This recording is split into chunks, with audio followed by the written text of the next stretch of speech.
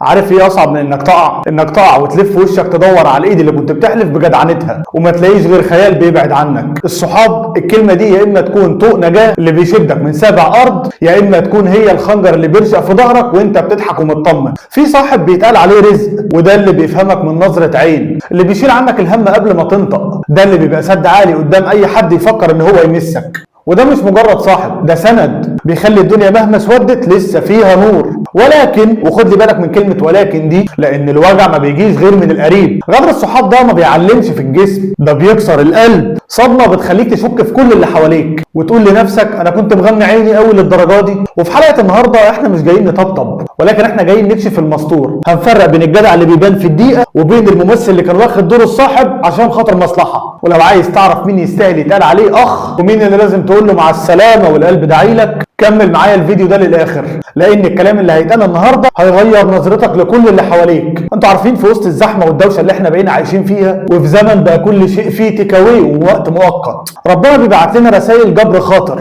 واجمل رساله ممكن تجيلك هي صاحب جدع. والجدعنه دي يا جماعه مش كلمه بتتقال في القعده، لا، ولا ستوري بننزلها ولا صور بنتصورها واحنا بنضحك، ولكن الجدعنه دي معدن ما بيبانش غير في النار. لما الدنيا كلها تضيق في وشك وتلاقي كل الابواب اتقفلت، تلاقي فجاه موبايلك بيرن وصوت بيقول لك كلمتين اتنين، انا جنبك ما تشيلش هم، احنا فيها سوا. والكلمتين دول بيساووا كنوز الدنيا، لانهم طالعين من قلب بجد مش لسان بيجامل. صاحب الجدع ده هو اللي عارف عيوبك اكتر من اي حد تاني، وطبعا شافك وانت في اسوأ حالاتك وبرضه لسه متمسك بيك. هو اللي بيصلح لك دايما مش اللي بيكسرك.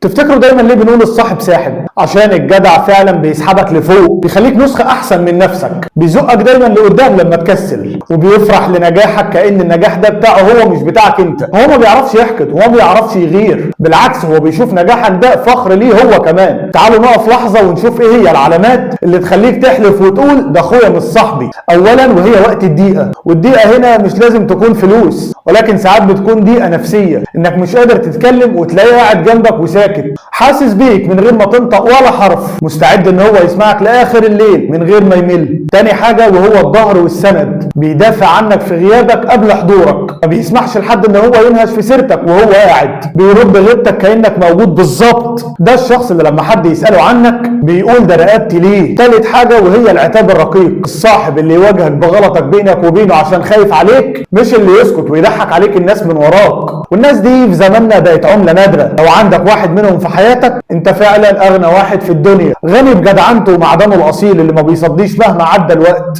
او حتى بعدت بينكم مسافات. والناس دي هي اللي بتخلي للحياه طعم، وهي اللي بتطمنا ان الدنيا لسه بخير. وخلينا اخدك لقصه من زمان قوي، من الاف السنين، في وقت ما كانش فيه بيوت ولا انترنت ولا فيسبوك ولا اي حاجه من الكلام ده، وقت ما كانت الحياه عباره عن صراع بقاء حقيقي. في العصر الحجري ده الصحوبيه ما كانتش خروجات ولا قفشات ضحك، ولكن كانت هي الضمان الوحيد عشان تصحى بكره. تعالوا احكي معاكم قصه 3 صحاب من زمان قوي، صخر ورعد وكاسر. وفي يوم من الايام ال3 خرجوا عشان يصطادوا ويرجعوا الاكل لعشيرتهم، وهم في الغابه فجاه طلع عليهم نمر سيفي اللي هي النمور الصهبه المرعبه دي. الموقف كان موت محقق، وكاسر وقع على الارض ورجله اتكسرت وما كانش قادر يتحرك، والنمر قرب منه جدا وخلاص كان هيهجم عليه. عارفين ايه اللي حصل؟ رعد صاحبه ما فكرش مرتين، ما مسكش الرمح بتاعه وقدر ينفد بجلده، لا، وقف قدام النمر بكل شجاعه وبدا ان هو يربط على الارض ويزعق عشان يلفت انتباه النمر تجاهه ويبعده عن كاسر اللي وقع على الارض ومش قادر يتحرك. وصخر صاحبهم الثالث ما استغلش الفرصه دي وهرب، ولكن جاب سرعه وشال كاسر اللي رجله مكسوره، شاله على ظهره وهو عارف ان حركته هتبقى ابطا وكده معرض نفسه للموت، بس ما قدرش ان هو يسيب صاحبه يتاكل وهو حي. والدراما هنا ان رعد وهو بيشغل النمر خربشه خربوش قوي في كتفه، ولكن بفضل جدعنه ال3 مع بعض قدروا ان هم يهربوا كلهم. ايوه رجعوا الكهف وهم مصابين، بس رجعوا كلهم. والجدعنه هنا بان هم فادوا بعض بروحهم، ودي كانت الصحوبيه في وقتها، دمي قصاد دمك. وعدى الوقت والجرح اللي في كتف رعد طاب، ولكن لسه سايب اثر. وفي ليله عاصفه النار بدات تطفي في الكهف، وكان فيه هجوم من قبيله تانيه، قبيله معديه وهم بيهربوا. ورعد الجدع كان تعبان من اثار جرحه القديم، حركته بقت تقيله شويه، والقبيله اللي معديه قربت منه قوي. ورعد بص لصاحبه كاسر، صاحبه اللي انقذه قبل كده وفداه، وكاسر في اللحظه دي غلبته غريزه الخوف الاناني، وشاف ان رعد هيبقى عبء عليه وانه ممكن يتسبب في قتله، وبدلا من ان هو يمد ايده ويشده عمل ايه؟ وهو بيجري زق رعد في سكتهم عشان يعطلهم بيه، ويهرب هو بجلده. وهنا رعد ما ماتش بالرمح اللي جاله في ظهره، ولكن هو مات بالصدمه اللي شافها في عين صاحبه. الخيانه وقتها كانت انك تسيب صاحبك اللي فداك بروحه عشان خاطر انت تعيش. هو ده الغدر اللي عرفه الانسان من اول ما لقى الانانيه في قلبه. وخليني اقول لك ان القصه دي خياليه، ولكن مغزاها حقيقي قوي. الزمن اتغير واللبس اتغير والكهف بقى شقه، ولكن رعد وكاسر لسه موجودين وسطنا. في اللي هيدافع عنك في غيابك، وفي اللي اول ما الدنيا تمطر هيشمس هو ويسيبك تغرق لوحدك بس عشان يعيش. وبعد ما شفنا الجمال في الجدعنه كان لازم ان احنا نفتح الملف الاسود، وده الملف اللي كل واحد فينا خايف ان هو يفتحه بس جواه جرح لسه ملمش. انت عارف ايه اصعب حاجه في غدر الصحاب؟ ان انت ما بتبقاش عامل حسابه.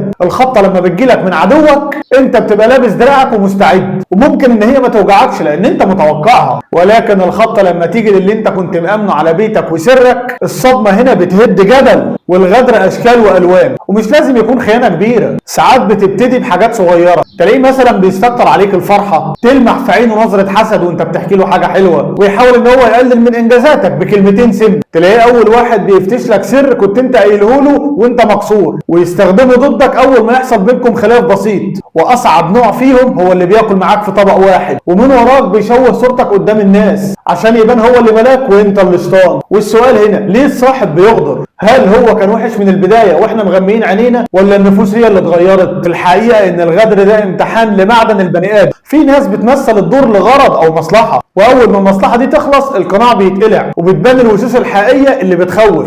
واصعب لحظه هي لما تلف وشك وتدور على الايد اللي انت كنت بتحلف بجدعنتها وتكتشف ان هي نفس الايد اللي غرزت السكينه في ظهرك وانت كنت بتضحك ومطمن. والوجع هنا مش في الجرح، ولكن الوجع في السؤال اللي بيفضل يلف في دماغك، انا قصرت معاه في ايه عشان يعمل فيا كده؟ طيب بعد كل اللي حكيناه ده هل معناها كده اننا نقفل بابنا ونعتزل الناس ونقول مفيش صاحب يتصاحب؟ لا طبعا. الحياه من غير صحاب زي الشجره من غير ورق، ناشفه وما تضللش على حد. بس الفكره كلها في الغربال. احنا محتاجين نغربل علاقتنا كل فتره. وعلى فكره مش عيب ان دايره صحابك تصغر، العيب انها تفضل مليانه وكتيره ومليانه ناس حشو بياخدوا من طاقتك وما بيدكش غير وجع. عشان كده خد مني الثلاث قواعد دول وانت بتنقي مين اللي يبقى معاك. واول قاعده هي المعدن في الشده. ما تقولش صاحبي على اللي بيضحك معاك في القهوه وفي السهر، قولها اول ما تقع في شده وتلاقيها اول ايد اتمدت لك من غير ما تطلب. الصاحب الحقيقي هو اللي بيشوفك صح وانت في اسوأ حالاتك. وتاني قاعده هي السر امانه. اللي تلاقيه بيحكي اسرار غيره قدامك تأكد انه بيحكي اسرارك قدام غيرك، لان الامانه ما بتتجزأش، يا اما شخص امين يا اما بياع كلام. وتالت قاعده وهي الفرحه من القلب. لاحظ تعبيرات وش صاحبك وانت بتقول له خبر نجاحك. لو لقيت عينه بتلمع وفرحان لك بجد ده يتمسك فيه بالايد والسنان. طب لو لقيت ابتسامه صفراء وتغيير للموضوع يبقى ده مكانه مش هنا. وكلمه اخيره لكل واحد اتغدر بيه، ما تزعلش ان القناع وقع، بالعكس اذكر الظروف اللي كشفت لك الحقيقه بدري. الوجع اللي انت حاسه دلوقتي هو ثمن حريتك من علاقه كانت هتسحبك لتحت، والدنيا لسه فيها جدعان وفيها ناس ولاد اصول. بس الفكره اننا نفتح عينينا كويس ونعرف ان الصحوبيه مسؤوليه مش مجرد تضييع وقت. حافظوا على الجدعان اللي في حياتكم وقولوا لهم شكرا انكم موجودين. اما بالنسبه للي غدروا كفايه عليهم ان هم خسروا قلب كان مخلص ليهم. وطبعا لو الحلقه دي لمست حاجه جواك او فكرتك بصاحب جدع ابعت له الفيديو ده وقول له شكرا ان انت في ظهري. ولو مريت بموقف غدر وعلم معاك احكوا لنا في الكومنتات عشان كلنا نتعلم من بعض. وما تنسوش اللايك والاشتراك عشان نكبر عيله المفيد. واشوفكم الحلقه الجايه على خير، والسلام عليكم.